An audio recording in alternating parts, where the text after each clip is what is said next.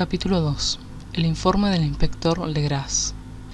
Los sucesos anteriores, por los que mi tío diera tanta importancia al sueño del escultor y al bajo relieve, eran el tema de la segunda mitad del largo manuscrito.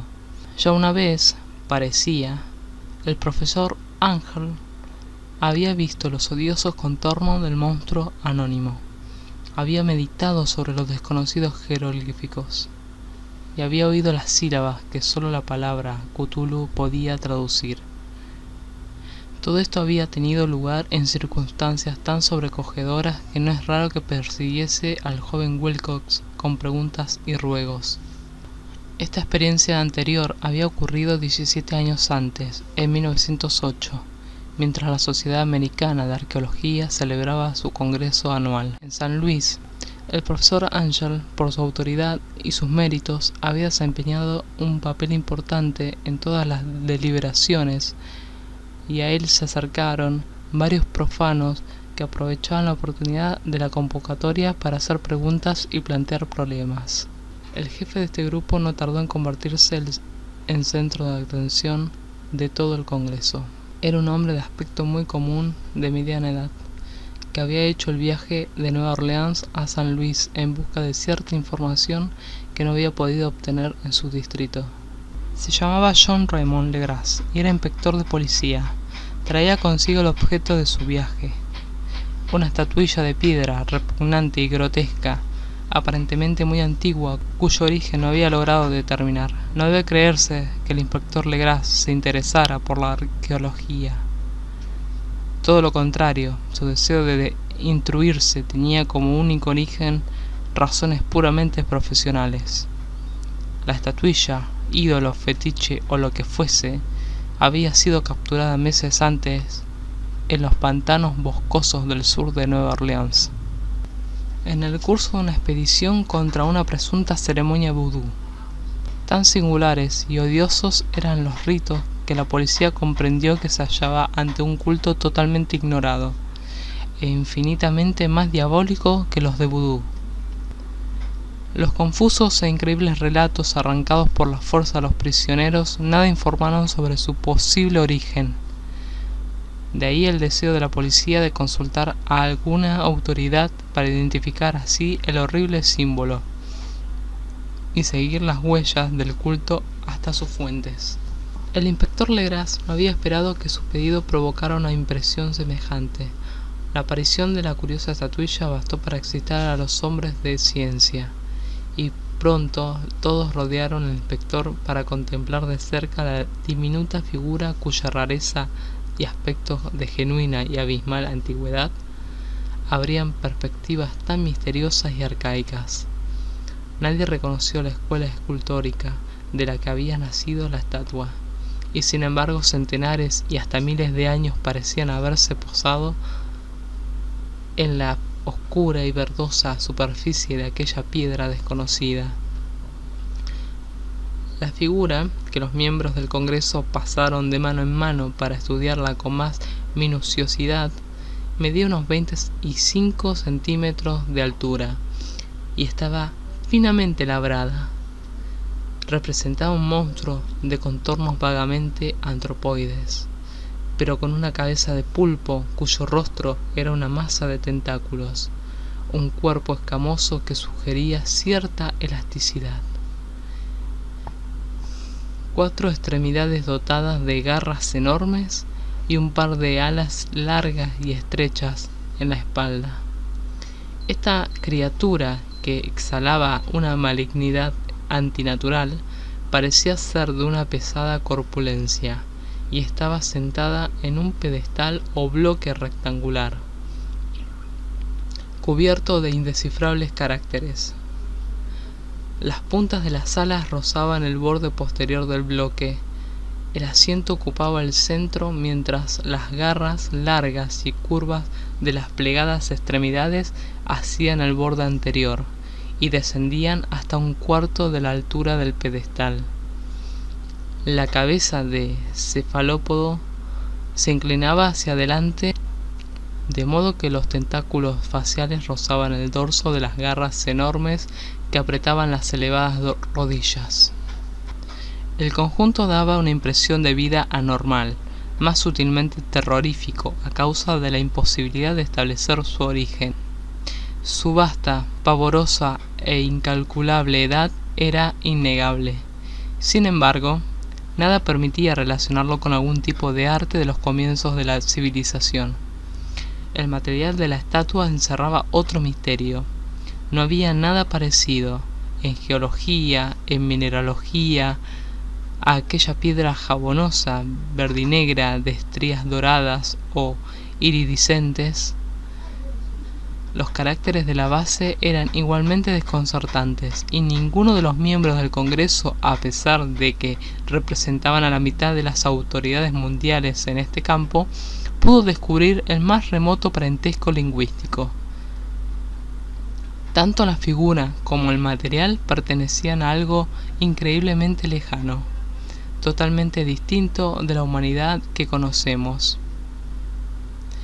Algo que sugería, de un modo terrible, antiguos y profanos ciclos en los que nuestro mundo y nuestras concepciones no habían participado. Y sin embargo, mientras los miembros del Congreso sacudían la cabeza y se confesaban incapaces de resolver el misterio, uno de ellos creyó descubrir algo raramente familiar en la efigie y los jeroglíficos, y al fin, no sin reticencia, confesó lo que sabía. Este hombre era el hoy desaparecido William Channing Webb, profesor de antropología en la Universidad de Princeton y explorador de bastante renombre. 40 años antes, el profesor Webb había recorrido Groenlandia e Islandia en busca de ciertas inscripciones rúnicas que hasta ese entonces no había podido descubrir. En la costa de Groenlandia se había encontrado con una tribu degenerada de esquimales, cuya religión, forma singular de los cultos demoníacos, lo había impresionado sobremanera por su faz deliberadamente antigua y repulsiva. Lo había impresionado sobremanera por su faz deliberadamente sanguinaria y repulsiva. Era aquella una fe que los otros esquimales ignoraban casi del todo, y a la que se referían estremeciéndose. Databa, decían, de épocas muy antiguas, anteriores al nacimiento del mundo. Junto a ritos anónimos y sacrificios humanos, habían invocaciones de origen tradicional dirigidas a un demonio supremo o Tornasuk. El profesor Webb había oído esa invocación en boca de un viejo Angekok, o brujo sacerdote, y la había transcrito fonéticamente, hasta donde era posible en caracteres romanos. Pero lo que ahora parecía importante era el fetiche adorado en ese culto, y alrededor del cual bailaban los esquimales, cuando la aurora boreal brillaba por muy encima de los acantilados de hielo. Era, declaró el profesor, un tosco bajorrelieve de piedra con una figura horrible y algunos caracteres misteriosos. Creía recordar que se parecía, por lo menos en todos los rasgos esenciales, a la criatura bestial que ahora estaban examinando. Este relato, recibido con asombro y sorpresa por los miembros del Congreso, pareció excitar al inspector Legras, que abrumó al profesor a preguntas. Habiendo copiado una invocación recitada por uno de los oficiantes del pantano, rogó al profesor Webb que tratase de recordar las sílabas recogidas en Groenlandia. Siguieron una comparación exhaustiva de todos los detalles y un instante de sombrío silencio cuando el profesor y el detective convinieron en la virtual identidad de las frases. He aquí, en sustancia, la división de las palabras fue establecida de acuerdo con las pausas tradicionales observadas por los oficiantes. Lo que el brujo esquimal y los sacerdotes de Luisiana habían cantado a sus ídolos, Pinwingli, el Naf Cthulhu, Relie Eugha Nag Aftag. Legras había tenido más suerte que el profesor Webb, pues varios prisioneros le habían revelado el sentido de esas palabras. Era algo así: en su casa de Relie, el desaparecido Cthulhu espera soñando. Y entonces, respondiendo a un ruego general, el inspector relató minuciosamente su experiencia con los fieles del pantano. Veo ahora que mi tío dio gran importancia a esa historia. Tenía cierto parecido con las ensoñaciones más extravagantes de los teósofos y los creadores de mitos, y revelaba una asombrosa imaginación de carácter cósmico que nadie hubiese esperado entre parias y vagabundos. El 1 de noviembre de 1907, la policía de Nueva Orleans había recibido un alarmado mensaje de la región pantanosa del sur. Los colonos, gente primitiva pero de buen natural, descendientes en su mayor parte de los hombres de Lafitte, eran presas del pánico a causa de algo desconocido que había invadido la región durante la noche. Se trataba en apariencia de un culto vudú, pero de una especie más terrible que todo lo que ellos conocían. Desde que el malévolo tam-tam había comenzado a sonar incesantemente en aquellos bosques oscuros donde nadie osaba aventurarse, habían desaparecido varias mujeres y niños. Se habían oído gritos irracionales, chillidos desgarradores y cantos lúgubres, y unas llamas diabólicas habían bailado en la espesura. Los vecinos, añadió el aterrorizado mensajero, no podían soportarlo. En las primeras horas de la tarde, 20 policías partieron en 2 carricoches y un automóvil, guiados por el tembloroso colono. Cuando el camino se hizo intransitable, abandonaron los vehículos y durante varios kilómetros chapotearon en silencio a través de los espesos bosques de cipreses donde nunca penetraba la luz del día. Raíces tortuosas y nudos malignos de musgo retardaban la marcha, y de vez en cuando una pila de piedras húmedas o los fragmentos de una pared en ruinas hacían aún más depresiva aquella atmósfera que los árboles deformados y las colonias de hongos contribuían a crear. Al fin apareció un miserable conjunto de chozas, y los histéricos colonos corrieron a agruparse alrededor de las vacilantes linternas. El apagado golpear de los tam-tams se oía débilmente a lo lejos, y la brisa traía muy de cuando en cuando un chillido que helaba la sangre. Un resplandor rojizo parecía filtrarse entre el follaje pálido, más allá de las interminables avenidas de la noche selvática. A pesar de su repugnancia a quedarse nuevamente solos, todos los habitantes del lugar rehusaron avanzar un solo paso hacia la escena del culto maldito, de modo que el inspector Legras y sus 19 colegas tuvieron que aventurarse sin guías por aquellas negras arcadas de horror donde ninguno de ellos había puesto el pie. La región en que ahora entraba la policía tenía tradicionalmente muy mala fama, y en su mayor parte no había sido explorada por hombres blancos. Algunas leyendas se referían a un lago secreto en que vivía una colosal e informe criatura, algo parecida a un pólipo, y de ojos fosforescentes, y, según los colonos, unos demonios de alas de murciélago salían a medianoche de sus cavernas para adorar al monstruo. Afirmaban que éste estaba allí desde antes de la Salle, de los indios y aún de las bestias y los pájaros del bosque. Era una verdadera pesadilla, y verlo significaba la muerte, pero se parecía en sueños a los hombres, y eso bastaba para que estos se mantuviesen alejados.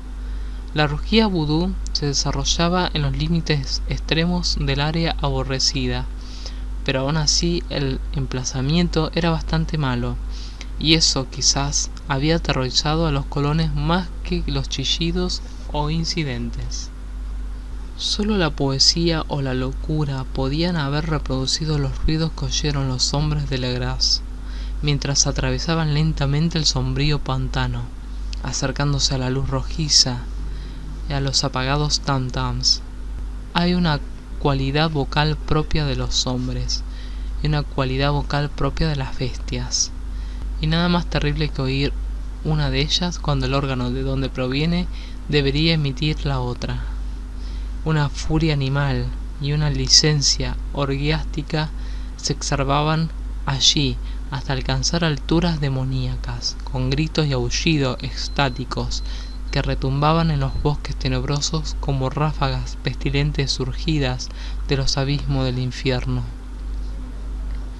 De vez en cuando cesaban los gritos y lo que parecían un coro de voces roncas entonaba aquella odiosa melopea: Pinwingli el Naf Cthulhu, Relie Eura nach Aftag. Al fin los hombres llegaron a un sitio donde el bosque era menos denso, y se encontraron de pronto en el lugar mismo de la escena. 4 trastabillaron, un quinto perdió el conocimiento y otros 2 lanzaron un grito de horror que, por suerte, fue apagado por el tumulto salvaje de la orgía. Legras roció con agua pantanosa el rostro del hombre desvanecido, y luego todos contemplaron el espectáculo fascinados por el horror. En un claro natural del pantano se alzaba una isla verde de unas 40 aras de extensión, desprovista de árboles y bastante seca. Allí saltaba y se retorcía una horda de anormalidades humanas más indescriptibles que cualquiera de las que hubiese podido pintar un cime o un angarola. Sin ropas, esta híbrida muchedumbre bramaba, rugía y se contorsionaba alrededor de una hoguera circular. De vez en cuando se abrían las cortinas de fuego y se podía distinguir en el centro un bloque de granito de unos 2,5 metros de alto, cuya cima, incongruente por su pequeñez, se alzaba la funesta estatuilla. En 10 cadalsos instalados a intervalos regulares en un ancho círculo que rodeaba la hoguera, con el monolito como centro, colgaban cabeza abajo los cuerpos extrañamente mutilados de los desaparecidos colonos. Dentro de este círculo saltaba y rugía el anillo de fieles, moviéndose de izquierda a derecha, en una bacanal interminable entre el círculo de cadáveres y el círculo de fuego. Pudo haber sido solo imaginación, o pudo haber sido un simple eco, pero uno de los hombres, un impresionable español, creyó oír que las invocaciones eran seguidas por unas respuestas antifonales que procedían de un lejano y sombrío lugar, situado en lo más profundo de aquel bosque de leyenda. Este hombre, José Galvez, a quien más tarde encontré e interrogué, era desbordantemente imaginativo. Llegó a decir que había oído el débil golpear de unas grandes alas y que había vislumbrado unos ojos luminosos y una enorme masa blanca detrás de los árboles más lejanos. Pero creo que estaba demasiado influido por las supersticiones locales. La inactividad de los hombres paralizados fue comparativamente de poca duración. El deber venció pronto todas las dudas, y aunque los celebrantes debían de llegar al centenar, la policía, confiando en sus armas de fuego, irrumpió en medio de la horda. Durante 5 minutos el caos y el tumulto fueron indescriptibles. Hubo furiosos golpes, disparos y huidas, pero finalmente Legras pudo contar 47 prisioneros, a los que obligó a vestirse rápidamente y que rodeó de policías. 5 de los celebrantes habían muerto, y otros 2, muy malheridos, fueron transportados por sus cómplices en improvisadas parihuelas. La imagen del monolito fue sacada con todo cuidado y llevada por Legras. Examinados en el cuartel de la policía luego de un viaje agotador, los prisioneros resultaron ser mestizos de muy baja ralea y mentalmente débiles. Eran en su mayor parte marineros y había algunos negros y mulatos. procedentes casi todos de las islas de Cabo Verde, que daban un cierto matiz vudú a aquel culto heterogéneo. Pero no se necesitaron muchas preguntas para comprobar que se trataba de algo más antiguo y profundo que un fetichismo africano. Aunque degradados e ignorantes, los prisioneros se mantuvieron fieles, con sorprendente consistencia, a la idea central de su aborrecible culto. Adoraban, dijeron, a los grandes antiguos, que eran muy anteriores al hombre y que habían llegado al joven mundo desde el cielo.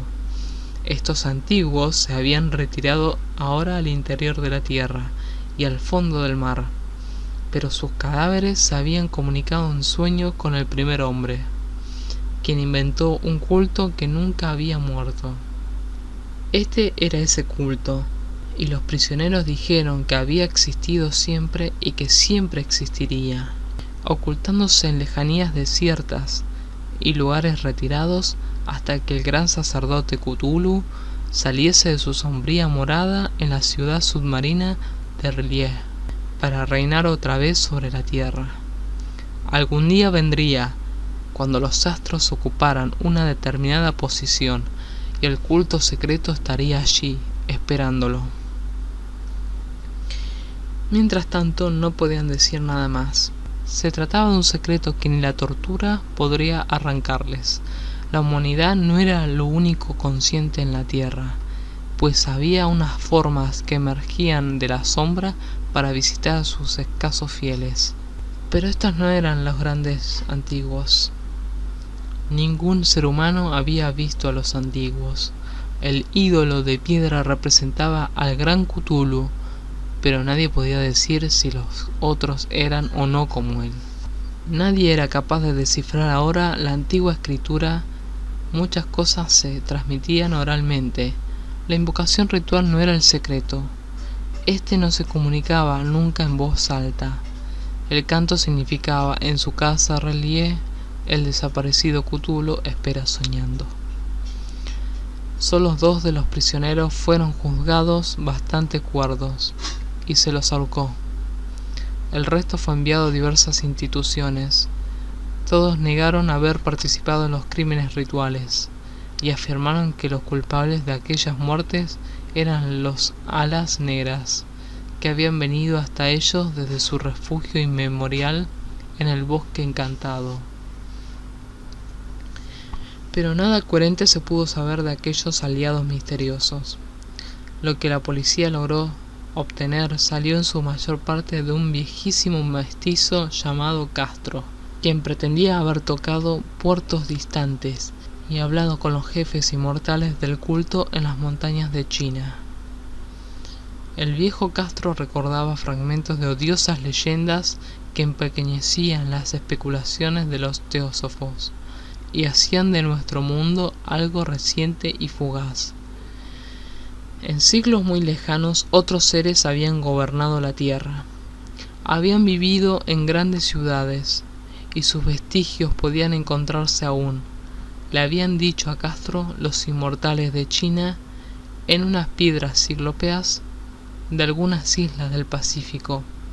Habían muerto muchísimo antes de la aparición del hombre, pero había artes que podrían revivirlos cuando los astros volvieran a ocupar su justa posición en los cielos de la eternidad.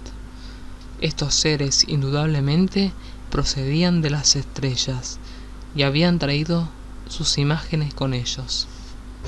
Estos grandes antiguos, continuó Castro, no eran de carne y hueso, tenían forma.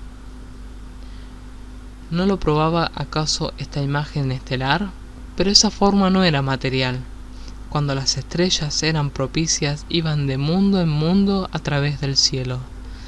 Pero cuando eran desfavorables, no podían vivir. Pero aunque ya no viviesen, no habían muerto en realidad. Yacían todos en casas de piedra en la gran ciudad de R'lyeh, preservada por los sortilegios del gran Cthulhu, para el día en que las estrellas y la tierra pudiesen recibir su gloriosa resurrección. Pero en esa época, alguna fuerza exterior debía ayudar a la liberación de sus cuerpos. Los conjuros que impedían que se descompusieran impedían también que se moviesen.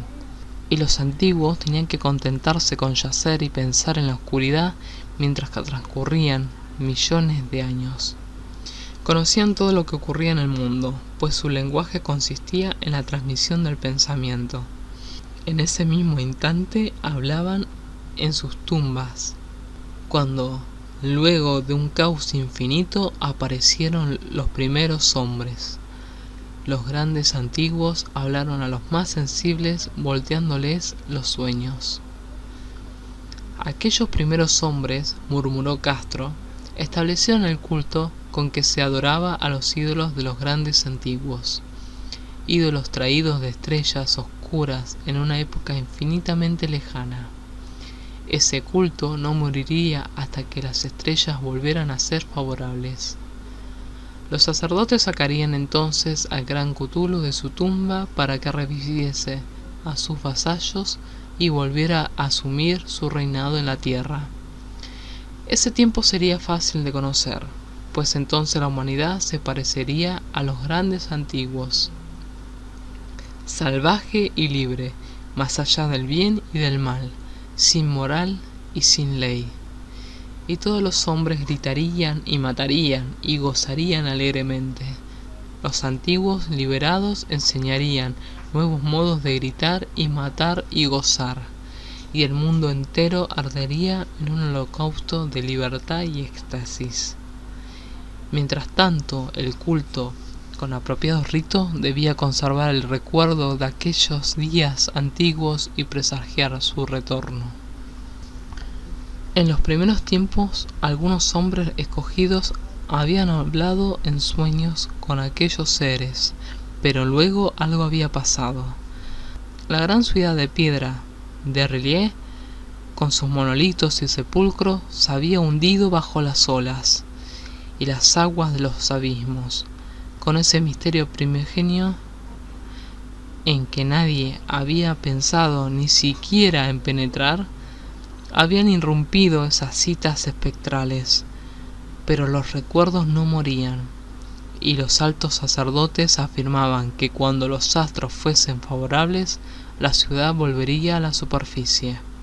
Entonces los viejos espíritus de la tierra, mohosos y sombríos, saldrían de sus subterráneos y propagaría los rumores recogidos allá, en los olvidados fondos del océano. Pero de ellos el viejo Castro no se atrevía a hablar. Se interrumpió de pronto y ni la persuasión ni las sutilezas pudieron arrancarle otras informaciones. Tampoco quiso mencionar, curiosamente, el tamaño de los antiguos. En cuanto al culto, afirmó que su centro debía encontrarse en los desiertos intransitados de Arabia, donde Irem, la ciudad de los pilares, sueña aún intacta y secreta. No tenía relación alguna con la brujería europea y solo era conocido por sus miembros.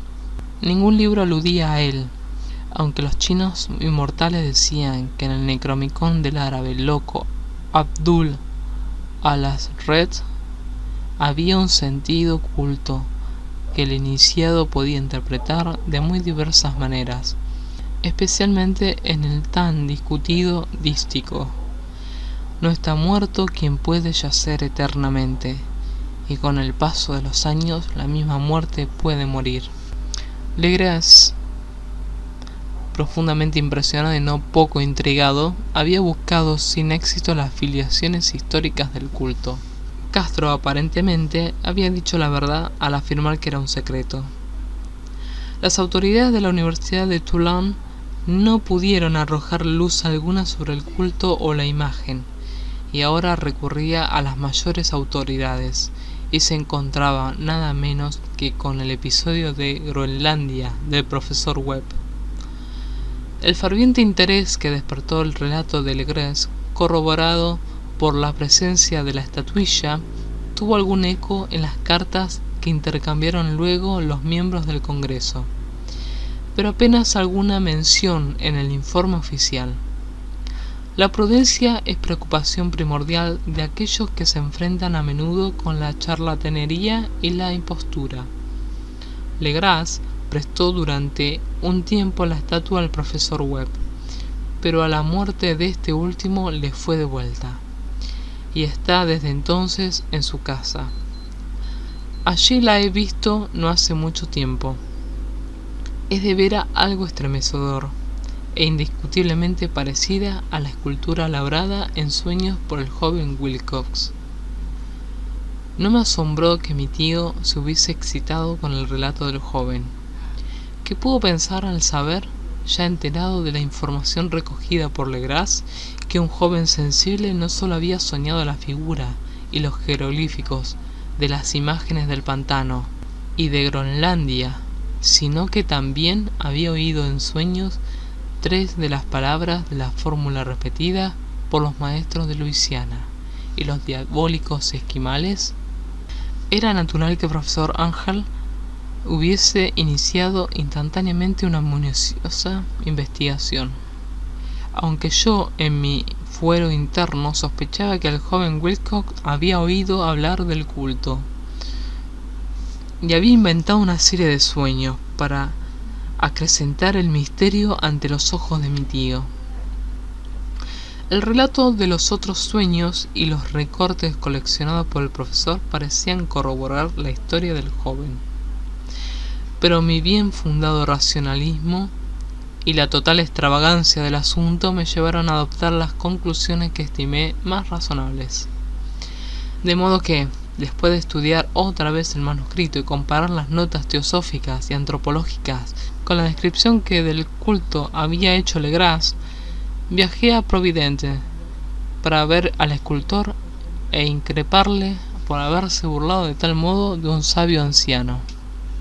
Wilcox vivía aún solo en el Fleur de Lis de Thomas Street, desagradable imitación victoriana de la arquitectura bretona del siglo XVII. La fachada del estuco del hotel lucía espantosamente entre las encantadoras casas coloniales y a la sombra del más hermoso campanario georgiano que pueda verse en América. Encontré a Wilcox en sus habitaciones, sumido en su labor, y comprendí enseguida por las piezas que lo rodeaban que su genio era profundo y auténtico. Creo que durante un tiempo Wilcox figurará entre los grandes decadentes, pues ha cristalizado en arcilla y reflejará un día en mármol esas pesadillas y fantasías evocadas en prosa por Arthur Machen y que Clark Ashton Smith ha hecho visibles en versos y pinturas. Moreno, frágil y de un aspecto un poco descuidado, Wilcox se volvió lánguidamente y sin dejar su silla me preguntó qué deseaba. Cuando le dije quién era, manifestó un cierto interés, pues mi tío había excitado su curiosidad al examinar sus raros sueños, y aunque sin explicar las razones de ese examen. Sin sacarlo de su ignorancia, traté prudentemente de hacerle hablar. Poco tiempo me bastó para convencerme de que era absolutamente sincero. Hablaba de sus sueños de un modo inequívoco. Esos sueños y su residuo subconsciente habían influido profundamente en su arte, y me mostró una estatua mórbida cuyo modelado me estremeció, casi por la fuerza de su oscura sugestión. No recordaba haber visto la original, excepto en el bajorrelieve creado durante un sueño, pero los contornos se habían formado insensiblemente bajo sus manos. Era, sin duda, la forma gigantesca de la que había hablado en su delirio. Comprobé muy pronto que no sabía nada del culto, salvo lo que el constante interrogatorio de mi tío había dejado escapar. Y traté otra vez de concebir de qué modo podía haber recibido esas impresiones sobrenaturales.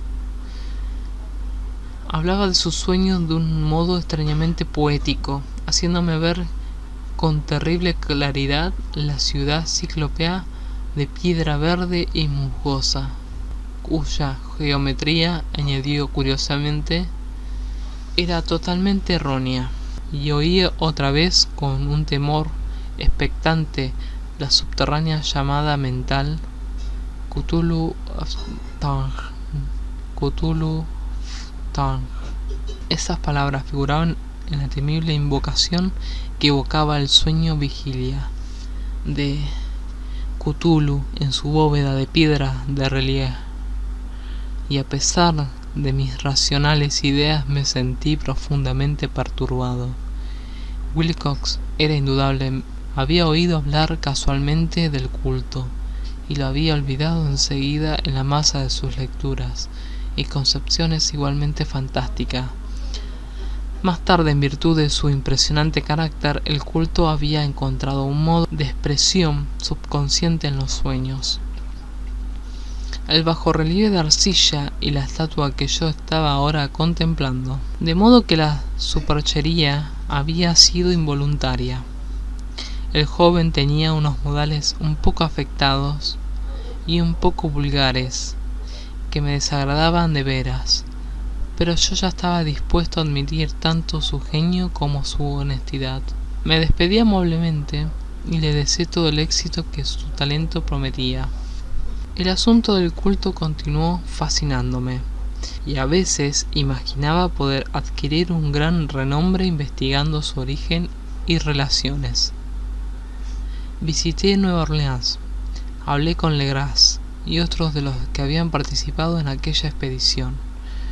Examiné la estatuilla y hasta interrogué a los prisioneros que todavía vivían. El viejo Castro, por desgracia, había muerto hacía varios años. Lo que escuché entonces de viva voz, aunque no fue más que una confirmación detallada de los escritos de mi tío, acrecentó mi interés, y tuve la seguridad de estar sobre la pista de una religión muy antigua y secreta, cuyo descubrimiento me convertiría en un antropólogo de nota. Mi actitud era aún entonces absolutamente materialista, como aún quisiera que lo fuese, y por una inexplicable perversidad mental rechacé la coincidencia de los sueños y los recortes coleccionados por el profesor Ángel. Hubo algo, sin embargo, que comencé a sospechar y que ahora creo saber. La muerte de mi tío no fue nada natural. Cayó al suelo en la colina, en una de las estrechas callejuelas que partían de unos muelles donde abundaban los mestizos extranjeros, luego del descuidado empujón de un marinero de tez oscura. Yo no había olvidado que los oficiantes de Luisiana se distinguían por la mezcla de sangres y sus intereses marinos, y no me hubiera sorprendido conocer la existencia de agujas venenosas y métodos criminales secretos tan faltos de piedad como aquellas creencias y ritos misteriosos. Legras y sus hombres, es cierto, no habían sido molestados, pero en Noruega acababa de morir un marino que veía cosas. ¿No pudieron haber llegado a oídos siniestros las investigaciones realizadas por mi tío después de encontrarse con el escultor? Creo hoy que el profesor Ángel murió porque sabía o quería saber demasiado. Es posible que me espere un fin semejante, pues yo también he aprendido mucho.